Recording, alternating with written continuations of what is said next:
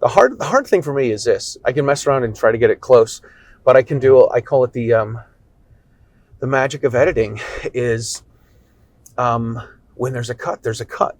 Yeah. So if I, cut out when the camera falls, I'll go from when you said something about Letitia James on this camera to Letitia James on that camera, Right. Yep. which is always kind of fun.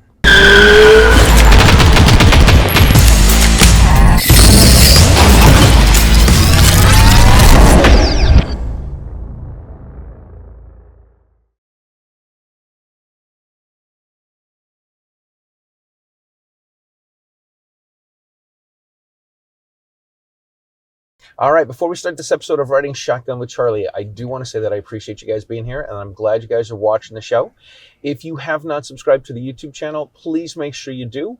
Please hit the notification bell, because that's good for all the YouTube stuff. If you are listening to the show in podcast form, you can leave a positive comment, because that's always good for the analytics, or analytics? No, what's the right word I'm looking for? Matrix. It's always good for the stuff, the algorithms. Always good for the algorithm. So if you can do that, that's always greatly appreciated. And of course, if you enjoy the show, please share it with your friends, because that is how we get the Stagecoach across America. All right, welcome to this episode of Riding Shotgun with Charlie. Today we are coming to you from the Georgetown Fish Game Club in Massachusetts, and I am not driving because my guest has trust issues. Because he's lived in Massachusetts his whole life. I have with me Jim Wallace. Charlie! Jim! How long has it been? And I haven't been on your show, so now it's Charlie Riding Shotgun with Charlie? Something like that? I don't know, but yeah. Yeah, this has been a long time coming. Long time. So I've sat back and I've watched, and it's like, Charlie's okay, I guess I can do a show with Charlie, and then there's the fear I have of cameras and microphones. We see that very, very much. Yeah. When I first started doing this stuff 25 years ago, matter of fact, starting right here at the Georgetown Fish Game, I could barely talk in front of 10 people. Right. And now my wife's whole thing, you gave him a microphone. So I was at the God, where the hell was I? I was just at the Great American Outdoor Show in Harrisburg. Yep. And I'm hanging out with a couple of my buddies from Jersey, and we were talking to John Comerford.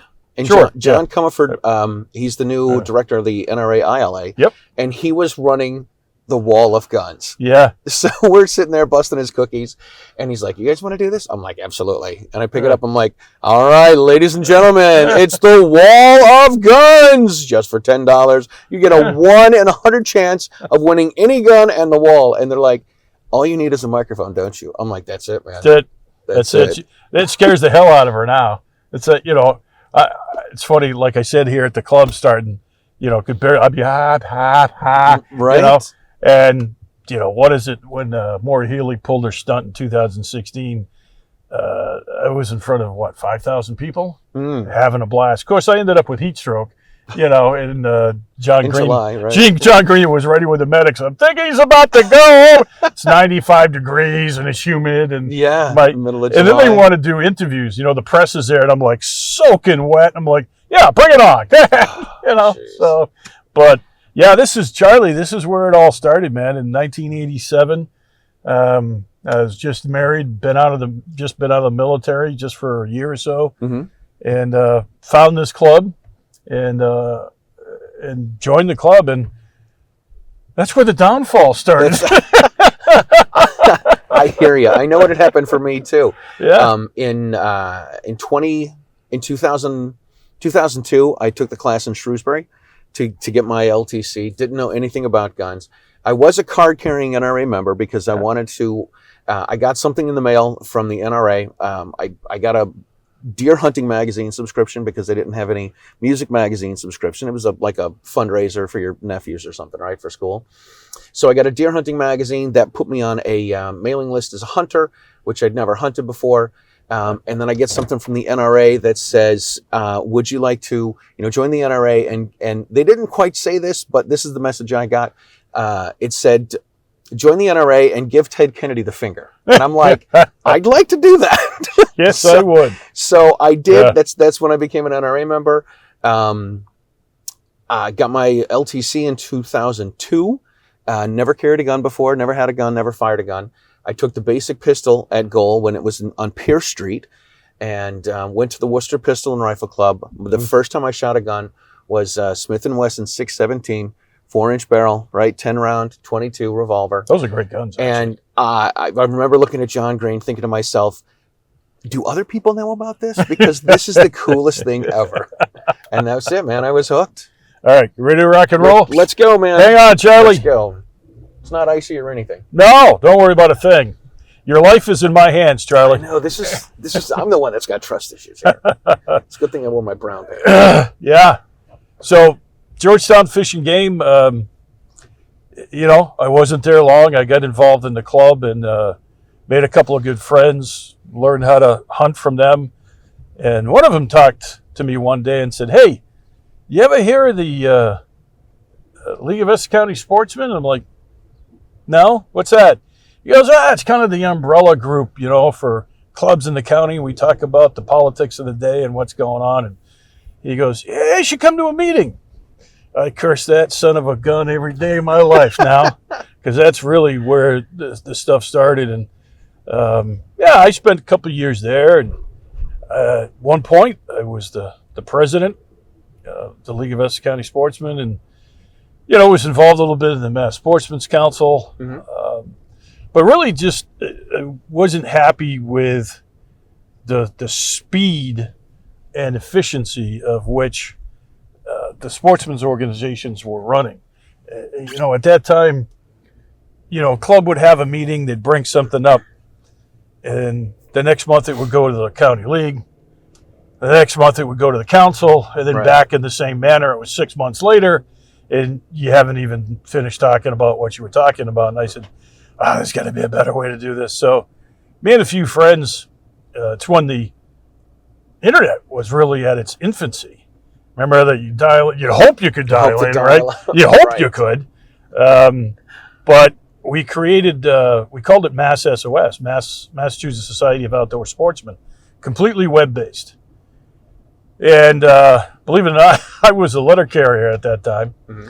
So I was doing everything in my spare time. Well, I broke a couple of investigations on my own. One was the state had decided to create an online system. You get your hunting license, your fishing license, register your ATV, your boat. And I was like, yeah, cool. Mm-hmm. And I used to have days off, alternating days off with the post office, so I could go to the State House during the week, and I'd just volunteer. I'd go up there and try to help Fish and Wildlife and the budgets. And when this thing was coming around, the system was coming around, the commissioner said, "Hey, can you kind of help us in the State House?" I was, "Yeah, sure." Then I started looking at the money that was involved. Really? And I said, "Man, that's a lot of money." Mm. So I called the commissioner and they said, "Hey, can I come in and talk to you about this?" Long story short, he was trying to build this huge bureaucracy around this permitting system and licensing system.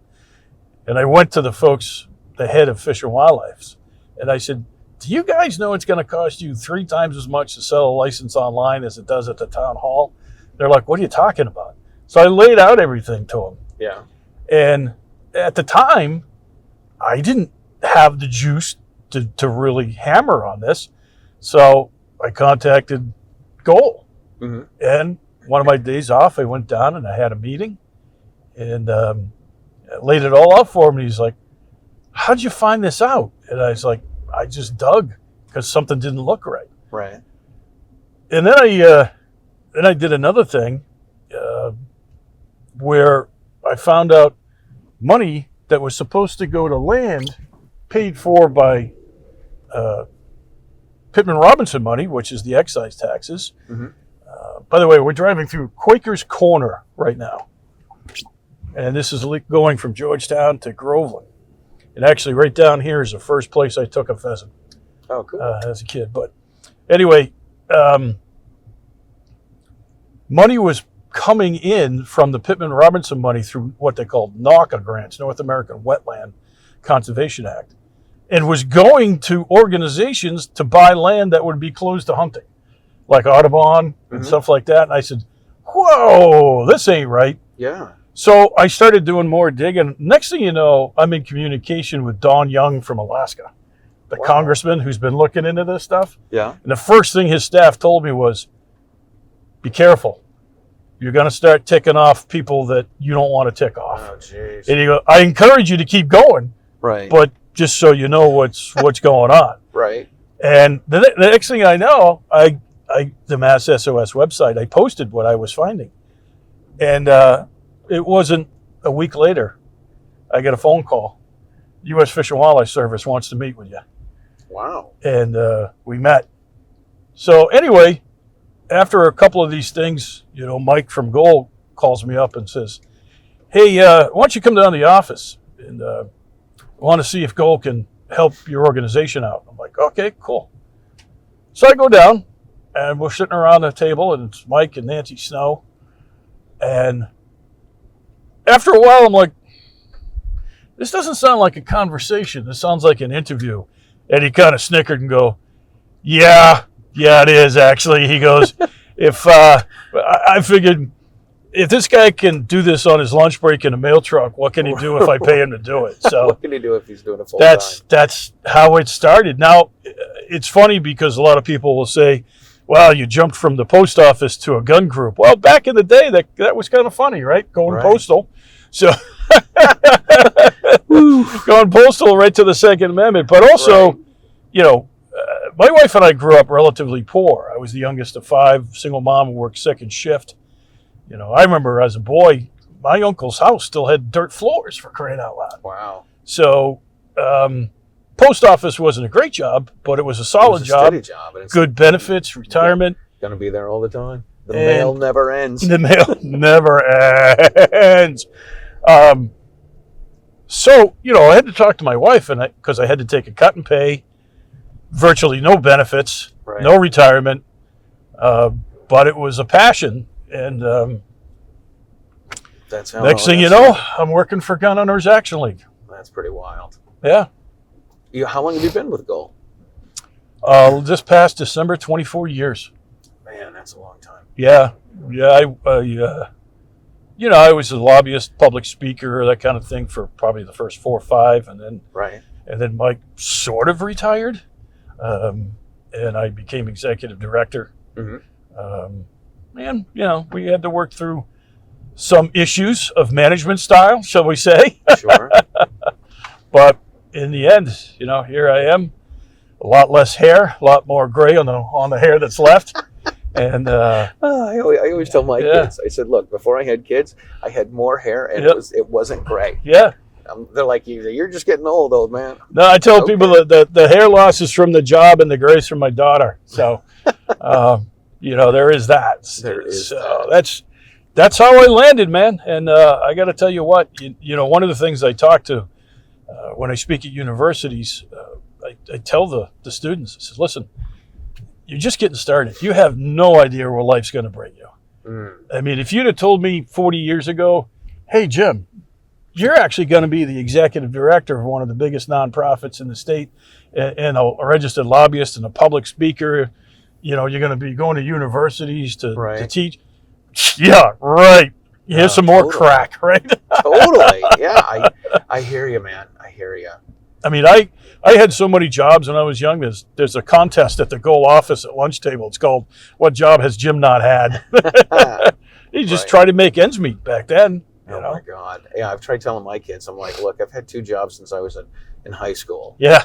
Like, I don't know what it's like. And I had a conversation with my daughter recently. I'm like, when I moved back to Massachusetts 30 years ago. Fool. I know, right? What the hell was I thinking? I had a teaching job where I taught 5 days a week, and I played in a band 4 nights a week. Like, I was busy, right? I was legit. I think I saw this movie with School of Rock, wasn't it? No, because his kids ended up playing pretty well. Yeah, well, there is that. But oh man, yeah, I love they have to put a warning on the telephone pole, like don't hit me, don't hit the pole, don't hit the checks either. No, Oh, man. All right, so 24 years of being with Goal. I hate saying what are the highlights, but but I know it's in 1994, 1998, when Mitt Romney permanently adopted the assault weapon ban, and then again in 2016. Well, that was 2004. 2004, okay. So it's kind of interesting because the thing with Romney, it's all wrong. They never passed an assault weapons ban in 2004. He said he did, but he never did. Really? The bill in 2004, believe it or not, originated from us. It was just a lot of stuff that needed to be fixed. Mm-hmm. But even little stuff, as you know, is not easy. Right. By the way, this is the Little Red Schoolhouse, Charlie. Right there. That was the big deal. I think I went to high school there. This White House here is where I grew up. Oh, wow. Right on Main Street. That's pretty wild. Yeah. So you could walk to school? No. I actually went to Whittier Tech. But, gotcha.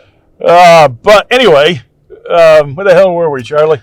Mitt Romney. Mitt Romney. That bill originated from Gold because it was things like, remember the size of an FID card? Yeah, it was like a high school diploma. Right? Right? I remember asking John Green when I got mine. I said, what do I do with this? Like, I can't fit this in my wallet. You know? It's a big laminated piece of paper with my picture on it. Get a bigger wallet. Right. So it was a lot of, okay, we're going to make the license different. And at that time, too, the renewal process was really bad. I mean, it is now, too, but back then it was a year and a half. Oh, my God. And even the state legislator was like telling the chiefs, you guys got to get off your duff. Yeah. You know, their number one call in the State House on any subject, number one was licensing for guns. So they, created a grandfather. Anyway, there was probably, 10 or 12 things that were going to be done. And towards the time when it was going to come to the floor for vote, people came to us and said, hey, the federal assault weapons ban is going to sunset in, I think, September. The Massachusetts ban's still in place, but we want to permanently attach the federal definitions to the Massachusetts ban. And I said, well, let me talk about it. So went back to the Goal office. We had a staff meeting, and I said, here's what they want to do, guys. And I said, this is going to look bad. But at that time, there were a ton of protections in the federal language we didn't have. One of them was a huge, I think it was called Appendix A. And it was a list of over 600 guns that could never be considered assault weapons. One of them was the Mini 14. So we looked at it, and it's like, are they sure? Because this actually gives us protections. And we said, let's go with it. Next thing I know, the bill's signed into law, having a press conference, and I'm standing there up on the stage, and Mitt Romney's talking about how they just passed an assault weapons ban. I'm like, what ungodly earth are you talking about? No kidding. You didn't pass an assault weapons ban. We got hammered nationally. Oh, my gosh. You guys supported an assault weapons ban? No, we didn't. Not at all. And it took years for people to realize you didn't realize what we had done actually protected us for all those years, rather than actually create a ban that was already in place. So, yeah. And believe it or not, that was one of those times that in my career, you stand on that stage and you listen to what the man's saying. All right, do you freak out on stage, make a scene, or do you turn this into something positive for your membership? Right. So by the time I left the building, we call the State House the building, that day, every Republican in the building knew how pissed off I was. So it didn't take long. No, it didn't. Not a lot of them. So this pizza joint here, Charlie, West Newbury House of Pizza, it was where I worked my whole teen years. The owner lived 3 houses up the street from me. Oh my gosh. Back in Groveland. So when I got home, poured a bourbon, my cell phone rings. It was the governor's chief of staff. Wow. And as a result I had weekly meetings with his chief of staff until he left office. Wow, that's kind of cool. So turned something really horrible Yeah. into something that was effective at stopping a lot of bad stuff after that. But he was completely misbriefed by the people around him as to what that bill was. Shocking. Yeah. Shocking. The shock of it all. Shocking. All right, so in 2016, I call her our then AG, our anti-gun attorney general, Maura Healey, decided that I always say that she determined that anything that looks like an AR is an AR, right? And basically, she changed one word, copy. She changed the definition of copy to mean anything. And even when it happened, I said, well, that's not a copy or a duplicate. And they said, well, yeah, it is. It's kind of the same gun. Oh, kind of. You guys are attorneys, right? You're all in the AG's office. You're attorneys. You guys know that word. So if I make a copy of a contract, but I change a whole bunch of words, is that a copy? And they just look at you and go, So, yeah, that was pretty much 18 years of settled law, right? That just got turned on its head and potentially made hundreds of thousands of people felons. And that's when I coined the phrase, we're all felons in waiting. Right. Because she never enforced it, really, that we know of. We think she did on some retailers. Right. But the problem with the retailers that she enforced it on, she forced them to sign non-disclosure agreements, which means we couldn't find out exactly what happened. Right.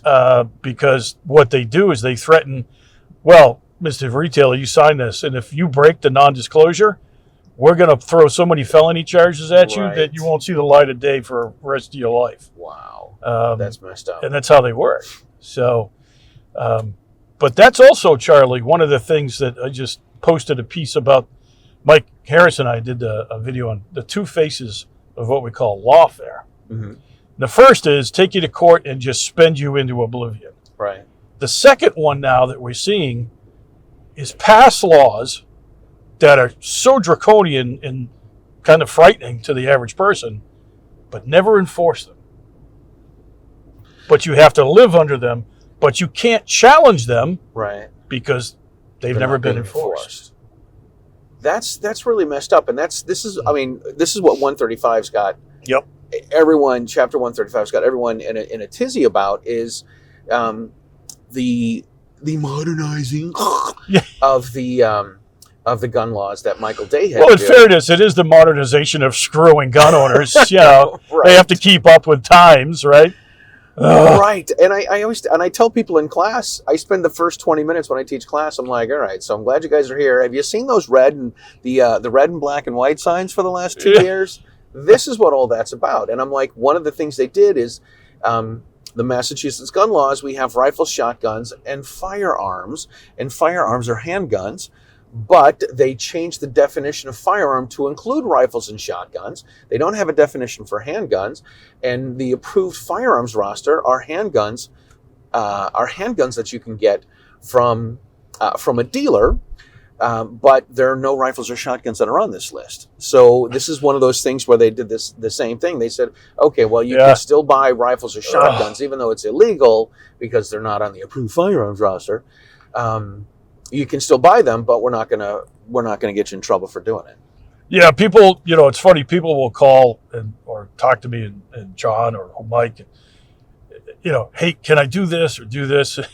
And the thing I tell them is, you can, but the purple zebra at the zoo has to be laying on its left side during a hailstorm on a Friday in a leap year when it's a lunar eclipse, and then maybe, then maybe. Well, that's the problem now is that. We're trying to do litigation against 135. And the first two tries, the first was against the long gun the first was against training and licensing, because that's going to affect the most people. Yeah, that affects everybody. We spent the money, got the case lined up, got it written, got it filed. No sooner did we do that than they suspended that part of the law. So do we keep spending money and keep that case Right. going, or do we step back? The second one we were preparing, had paid to prepare it, was all ready to be filed, was the long gun testing and roster. As soon as we announced we were going to file it, they suspend that part of the law. This feels like what they did in New York, where you can't. You can have a gun in New York City, but you can't take it to the boroughs. You can't take it out of the city. Yep. You can't do anything with it. You can take it to the range and take it home. And before that got to the Supreme Court, they're like, "Oh yeah, we're going to change that." Yeah. Yeah. And what's going to say they're not going to go back and say, "Okay, well, we're going to change it back again." Well, the other thing I have to remind people too is that these are just guidance letters from Executive Office of Public Safety. Do guidance letters protect you in court? I don't know. I honestly don't know. But one thing I do find, and believe me, I feel the frustration, but I think it's kind of hilarious that we get beat up on social media. You know, I saw a guy the other day, it's been 6 months and Gold doesn't even have an easy to read summary of Chapter 135. That's because it doesn't exist. Right. Does anybody have one? You know, I love that Michael Days. He's like, I remember talking with Mike about this, and he's like, Michael Day says, hey, he told Michael Day, he says, hey, this is what's in the law, and he's like, no, it's not. No, it is. This is what it says. Well, that's not what it means. This is what it says. This is what it means. And he's like, it's not in there. No, it is in there. You didn't read your own freaking bill. Well, you didn't write it. Right. He didn't write that bill. No. There's no way he wrote that bill. Neither did his staff. Right. I mean, I don't have any hard evidence I could swear to in court, but it's pretty obvious that bill was not written by anybody in the State House. I don't have any evidence, but there is a picture of Michael Day with Gabby Giffords. There's that. They had no idea what was in the bill. Matter of fact, we weren't allowed in, but when we were hammering them so bad on the bill, this was before it passed. Right. The Speaker of the House had a private closed-door meeting with the members of the House. So it was Speaker Mariano and Mike Day were there to answer questions, and everybody I've talked to said they could hardly answer any question that was posed to them by their own members. So that tells you a lot right there. Plus, it's so complex and convoluted, there's no way they wrote this thing. Yeah. They couldn't have written this thing. So, anyway, here we are. And, the other complaint we got, too, is the first time in my career, I've made a career up there of working with that building. As hard as it was, I was able to walk into almost any office anytime I want and talk to people. And that included Mariano before he became Speaker. Mm-hmm. This was completely different.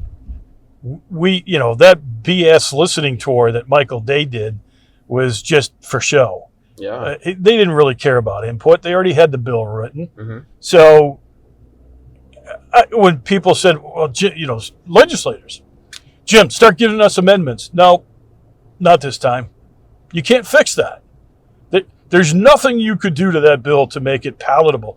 And the other thing is, if you start offering a bunch of amendments and they get accepted, you're kind of in a position where you got to accept the final product. Right. And I knew in this instance that wasn't going to work. Yeah. There's several other instances in my career. 2014, after Newtown, we worked our tail off on that bill. And Mariano was one of the ones we worked with. Mm-hmm.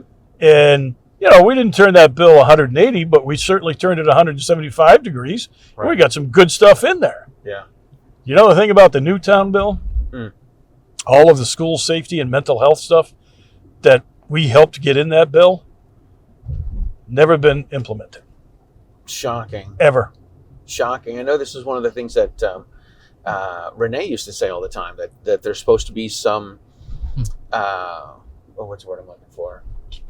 Some PSAs? Oh, yeah. About storage and whatnot.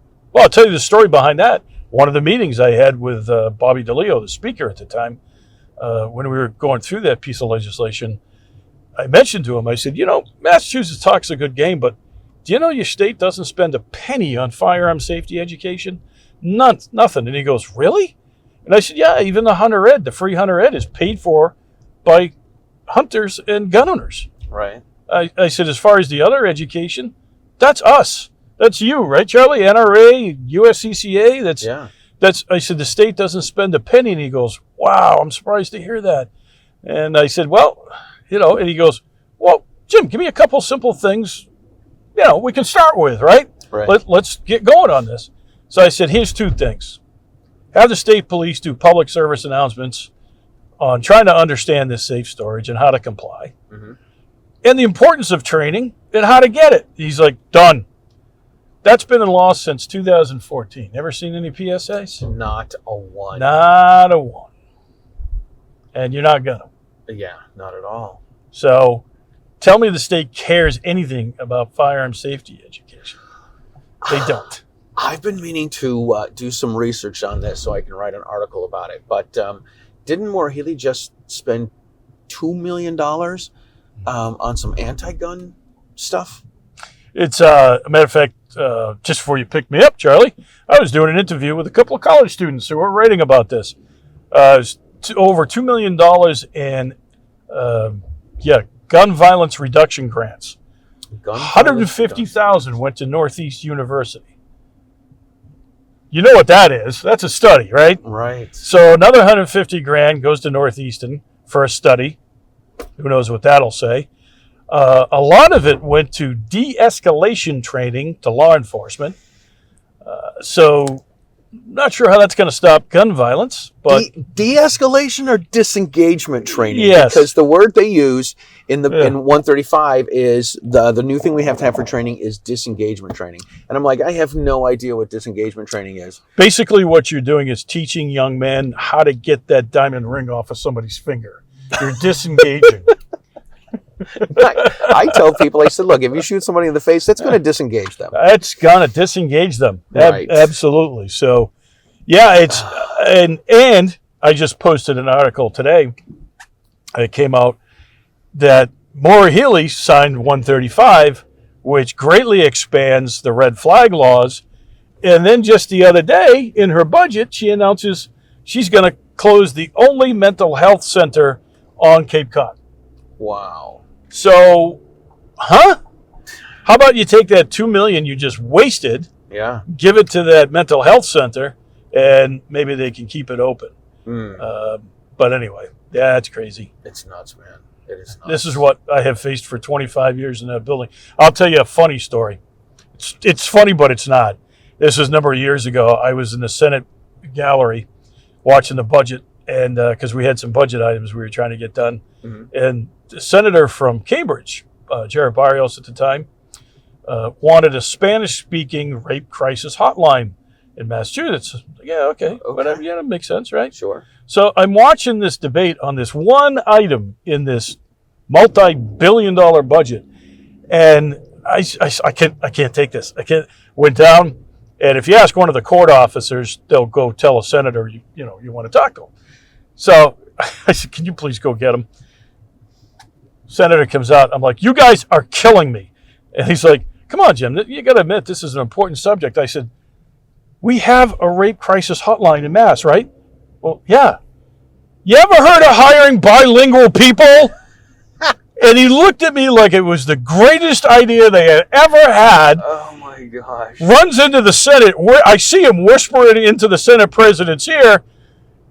Done in 30 seconds. I'm like, you guys are killing me over here. It's a lot of cranial rectal insertion. Oh my God. Oh my God. These people are idiots. How do these know? Well, to some fairness, though, they literally have to deal with every subject matter from naming the state cookie to cancer research.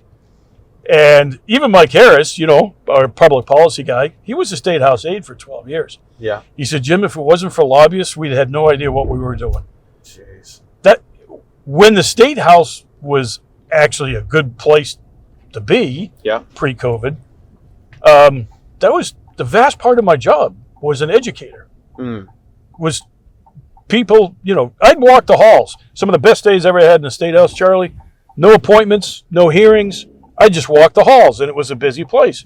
guaranteed somebody come up to you and said, hey, Jim, Charlie called me about this bill. I don't know anything about it. Can you stop by the office later and talk to me and the staff about it? Bam. Education. They don't know. How could they know? Right. Right?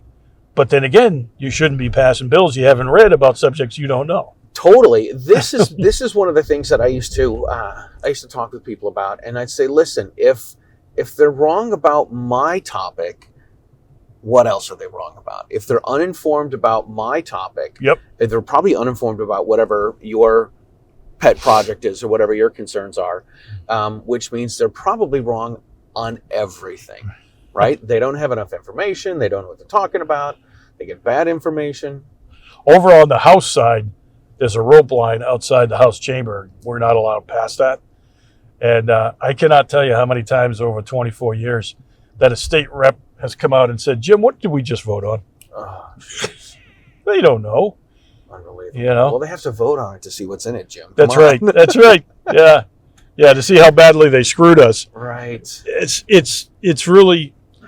Now, post-COVID, and I talk about this too when I spoke at UMass Amherst at advocacy class, and I spoke at Brandeis, same thing.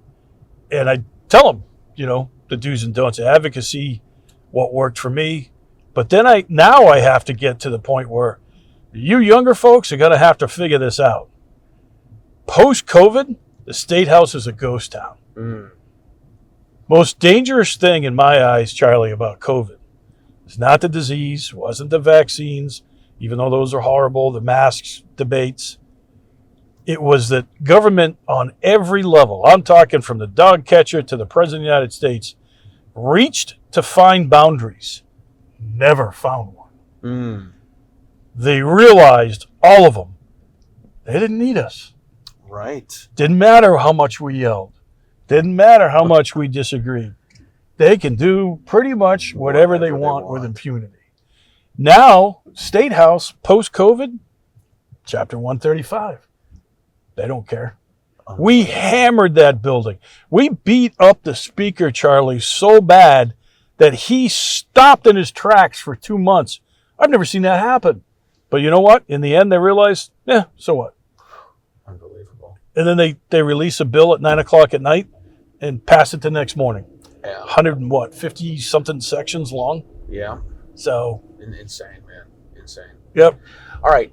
Let's talk some NRA stuff before we start to wrap things up here. You've been on the board of directors. Oh, this is an 8-hour show, isn't it? Should be, right? It should be. It should be. I don't have the battery link. I don't have the memory card space. I don't have the memory, period. That's all right. Yeah. So you've been on the board for a while. Like you were... 5 years. For 5 years. Okay. Yeah. So, now, I've been on committees prior to that. Yeah. And that's kind of how the NRA vets people.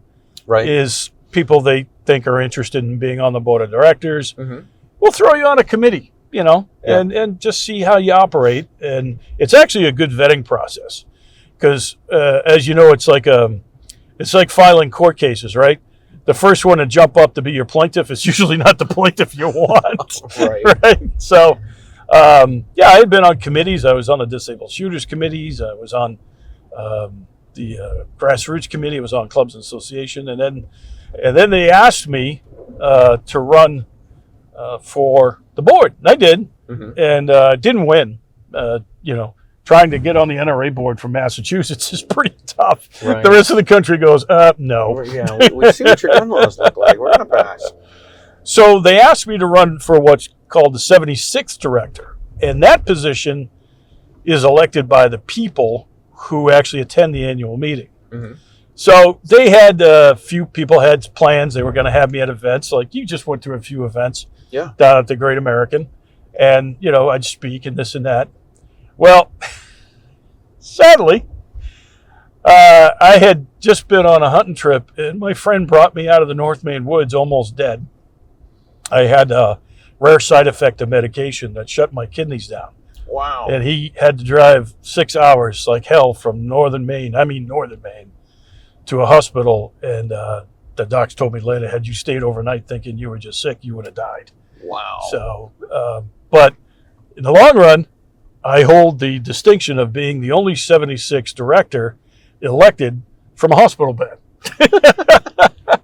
So the next year I ran again. Was successful in a 3-year, and then had to run again, didn't win. And at that time, they didn't put me up because I was no longer a favored child, I guess you'd call it. Right. And they put up their own guy. Well, it's interesting because all of a sudden, I don't even know who organized it, Charlie. There are people come out of the woodwork to support me. Some guy made stickers. Yeah. Wallace for 76 director, Right. and all kinds of stuff. And I'm like, wow, this is pretty wild. So it was the first time anybody can remember that the non-anointed candidate won. And so I took my place. And that's been my career. Now I'm running again. Very cool. Now you're with the reformers. Well, not the reformers. Okay. It's kind of interesting how this has all gone about. Some people are less than thrilled with the labeling of the two groups. Yes. Well, there was the reformers, but then there was I shouldn't say my group, the group I belonged to, was with. When Wayne resigned finally at the January meeting in 24, there were a number of us that, as the meeting was adjourned, said, what's the plan? Right. What's next?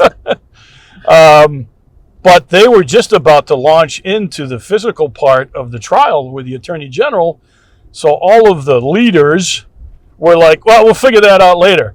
Well, there were a decent number of us, 8 or 9 of us, that said we didn't even really know each other that well. That I don't think we should wait on this, guys. This is pretty important stuff. Right. So anyway, we're driving on to Plum Island here, Charlie. I saw the signs. To the right is Wildlife Refuge, Parker Wildlife Refuge. Yeah. And straight ahead's the Atlantic Ocean. So let's go, Charlie. Very cool. So anyway, we started communicating with each other, and it's like, well, wait a minute.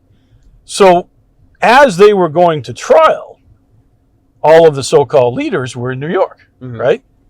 And I had some pretty frank discussions with some of them and said, guys, we need to get going here. We need to organize. We should have a special meeting of the board. And one thing was stopping us. There was an old amendment put in the bylaws, and this particular one, only the members could change, that said, as soon as we meet next, we had to elect a new executive vice president. So the old guard used that as an excuse. No, we can't have a meeting because we'd have to elect somebody, and we're not ready to elect somebody. And it's like, and then I said to several people, no, you can have a meeting, and then you can just stop the meeting. Don't adjourn. Just say, we're going to continue this meeting at a date certain and time certain. And they said, oh, no, you can't possibly do that. Right. So the argument, too, from me, and it was actually used by other members after a while, was, listen, folks, here's what's happening. Picture this. An army, the NRA board, is completely separated from its leaders, who are in a contracted battle away from the army. That's death for an army. Right. The army will start to splinter, find its own leadership, and they said, well, yeah, but this trial is very important. Of course it is. And maybe you'll win. They really didn't, but maybe you'll win. And I said, another analogy, back in the way old days, the warriors would leave the village to go battle something somewhere. They're victorious. They come home and the village is gone and burnt to the ground. That's almost what happened here. So a number of us got together, started to build support, and we needed to make change. So by the time we entered into, and I will tell you this, not so much of a secret, Charlie, we used the reformers as cover because they were making so much noise that we could kind of operate without people paying attention to what we were doing. Right. So it was kind of cool. And they knew it, so they were kind of helping us. So by the time we actually got into the big meeting that last May, we had things in play, and we did what we needed to do, and we recaptured a lot of the leadership positions in the NRA. Amongst them, Doug Hamlin, which I know you've talked to, who literally that night took a red eye back to headquarters and started fixing stuff. And I'd like to think at that moment in history, we built the foundation that NRA 2.0 will be built on from here forward. We still got a lot of work to do. Don't get me wrong, because the Attorney General pretty much almost bankrupted the NRA. You know, I won't even tell you how much we paid that attorney that was supposedly defending us over the last 5 years. Yeah, it was a lot. It was a lot. A wicked lot. So he immediately went to work and started cleaning headquarters up, looking, because Doug had worked for the NRA for 10 years. He ran the publications. Yeah, he worked with him for a long time. He knew everybody anyway. So right away, he started getting stuff back in order, rehiring people that had been let go that shouldn't have been let go. Right. And then letting go of people that should have been let go years ago. So there's a lot still that we have to work on, and there's a huge coalition of people now that are running this year, so we can kind of reclaim the board of directors to start working for the membership again. Right. You know, it's such a shame too, because there was a point where Wayne LaPierre really grew the NRA to a political powerhouse. But I'm not going to make any excuses, because if he was standing here in front of me, boy, I'd have more than words for him. But I think what happened, Charlie, was he grew the organization beyond his abilities. And you really have to know that if you're in that position. I mean, even with Goal, I've had those conversations with the board that, listen, if I do my job and I get the goal to where I want to see it, you need somebody else to run it. I'm no longer your man. Yeah. I'll do something for you if you want, but it's not my thing. The other thing was, because of that situation, he was naive and he listened to the wrong people, and he got in over his head. And once you get into that situation, all you can do is try to protect yourself from being caught. And that's what happened. Now, the irony, Charlie, is that history may look at Letitia James as the savior of the NRA, because if she didn't weaponize her agency and try to she did come after the NRA, and all of this discovery that took place in that case, board of directors had no idea. And here's one thing I will say, Charlie, is all these people that say, well, they should have known. Well, maybe some of the higher-ups knew, but I will tell you firsthand that as a board member, if you say, hey, I want to see these financial documents, they're going to hand you what they want you to see. Oh, sure. Unless you have access to the actual computers and you dabble in forensic accounting, you know, which I used to, believe it or not, it's impossible to understand what's going on until the curtains are pulled down. Right. So her acting against the NRA, trying to destroy the NRA, actually probably saved the NRA. That's wild. Yeah. That is wild. So, you know, it's like a surgeon that goes in and for your appendix and finds a deadly cancer. Right. You know, kind of. Yeah, so, totally. Yeah, this out here is Seal Island, which is, I call it grass sticking out of the water. Yeah, that's all it looks like. Yeah, a friend of mine owns it. Oh, wow. That's and cool. Way out, you can hardly see it, but there is a big hunting camp out there. And believe it or not, former governors used to fly up a helicopter to hunt waterfowl out there. Really? Yeah. Yep. That's wild. It's wild how many. This is the famous pink house. You've probably seen it in TV commercials and for automobiles, never even known it. Story behind this house, and believe it or not, there's a bunch of people trying to save it. The story behind that house, there was a very wealthy guy who got divorced, and in the divorce agreement, his wife demanded he build an exact replica of the house they lived in so she could live in it. She didn't say where. So he built it on the salt marsh. Oh my gosh. He lived up to his part of the deal, and she never lived in the house because it was on the salt marsh. This is what you get for not being specific. Yeah. All right, so let's ask a couple more things and wrap it up. Yeah. So how do you think the NRA 2.0, everyone hopes it's going to be good for the NRA. I mean, I've heard plenty of people say that they're not going to give the NRA money until Wayne was gone, and my attitude is, okay, Wayne's gone. And the attorney. And the attorney, right. They're like, okay, so this is gone, so when are you going to get behind him? When are you going to start, bringing the NRA back to the powerhouse that it once used to be with education and training? And I know education and training and competition are some things that the leaders said they want to start to get back to and focus on. They were the cornerstones along with ILA. The politics, those, the three legs of a stool, if you will. Mm-hmm. And I'm not a competitive shooter, not a trainer. I kind of went down that road, but it wasn't for me.